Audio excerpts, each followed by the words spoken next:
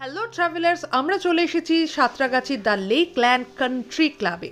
তো এই কান্ট্রি ক্লাবের ভেতরে গাড়ি বারান্দাটা হয়ে যখন ভেতরে ঢোকা হচ্ছে তখন বারবার মনে হচ্ছে ছোটোবেলায় পড়াশুনোটা কেন করিনি। পড়াশুনো করলে এরকম এমএনসিতে চাকরি করতাম, আর এমএনসিতে চাকরি করলে কোম্পানি আমার পেছনেও 1600 টাকা খরচ করতো এখানকার একটা ভিজুয়াল ট্যুর, ছবি তোলা এবং এখানে ফ্রিতে খাওয়া দাওয়া করায়।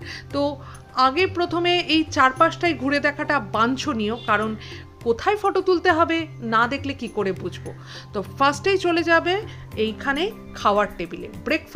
ব্রেকফাস্টে কি না ছিল, কিন্তু আমার চোখ সবসময় খুঁজছে কোথায় লুচি সবজি পাওয়া যায়। লাউঞ্জ একটা বুক করা হয়েছে ঠিকই, কিন্তু লাউঞ্জে যদি থাকি তাহলে কিভাবে আর ফটো তোলা হবে।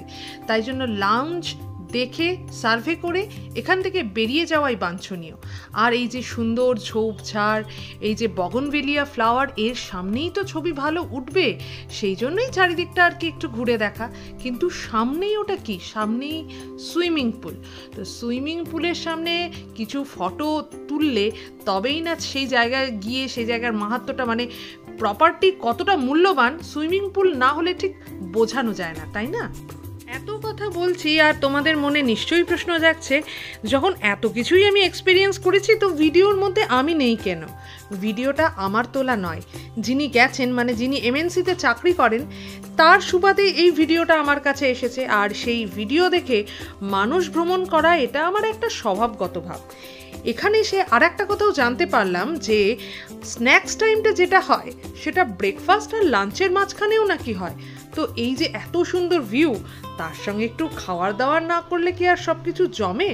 তো আমরা সেই স্ন্যাক্স টাইমে ঢুকে পড়ছি। এই ফ্রেঞ্চ ফ্রাই, আমি বলি আলু ভাজা, তো এর সাথে একটা বেশ ভালো ধরনের ফিশ ফিঙ্গার নিয়ে নিলাম। এটা একটা হলেও এখানে আমি কিন্তু বেশ অনেকগুলোই খেয়ে নিতাম যদি আমি এখানে থাকতাম। তো সবাইকে দেখিয়ে খাওয়া দাওয়া কমপ্লিট।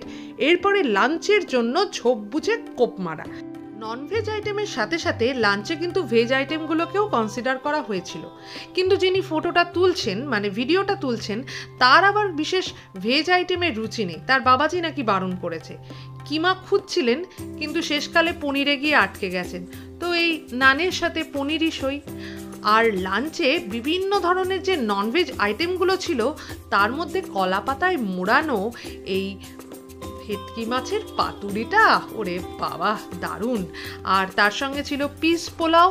আর এই যে সামনের যে ভদ্রলোক, পিস পোলাওয়ের সাথে সাথে মাটন দুটো করে দিচ্ছিলেন। তো ওই অনুরোধেই হোক উপরোধেই হোক, তিনি আরও দুটো মাটন এর মধ্যে অ্যাড করে দিলেন। মোটামুটি আমার মনে হয় মাটন 6-7টা বেশি না খেলে ঠিক খাওয়া হয় না। আর এই পুরো কায়দা করে আবার লাঞ্চ প্লেটটা তো দেখাতে হবেই। খেতে আর অনুভূতি নিতেই তো সময় চলে যায়, সব আইটেম কি দেখানো হয়? তবে এই শেষ পাতে গরম আর এই ঠান্ডা দুটো ডেজার্টই আমার যেন কেমন একটা লাগে কম্বিনেশনে। হয় গরম খাও, নাহলে ঠান্ডা খাও। যাই হোক, ভিডিওটা ভালো লাগলে লাইক, কমেন্ট আর শেয়ার করে দিও। আর ভালো থেকো সবাই।